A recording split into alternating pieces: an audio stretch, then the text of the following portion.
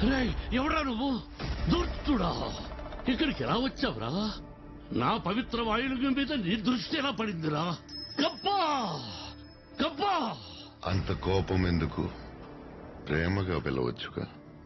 కంపడిక వినపడదు. అన్నీ చూసుకునే వచ్చాను శాస్త్రి.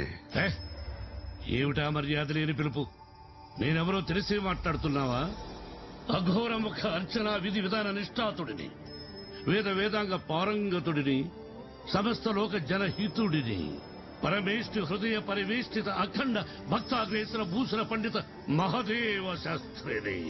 అయ్యి బాబోయ్, శివుడి జటాజూటం అంత పొడవుంది. నా వల్ల కాదు. ఏదో అలా అలా జాతానో తాతానో. ఇక్కడికెవరూ రాకూడదు.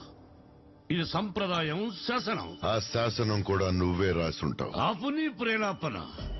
మహర్షులు తపోసంపన్నులు రాసిన శాస్త్రాలే శాసనాలు, అక్షరాలే అస్త్రాలు. మరి ఆ అక్షరాలనే భాషనే మీరు పుట్టించారా? మీ తాత ముత్తాతలు పుట్టించారా? సంధ్యా ప్రదోష సమయంలో కైలాసంలో పరమేశ్వరుడు ఆనందతాండవం చేస్తుండగా డమరుగనాదంలో నుంచి అక్షరాలు పుట్టాయి, భాష జన్మించింది.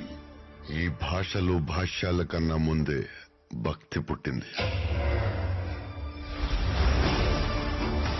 శాస్త్రి, నువ్వు తెచ్చిన పట్టు వస్త్రాలు శివుడి కన్నా అగ్నిదేవుడికే బాగా నచ్చినట్టున్నాయి.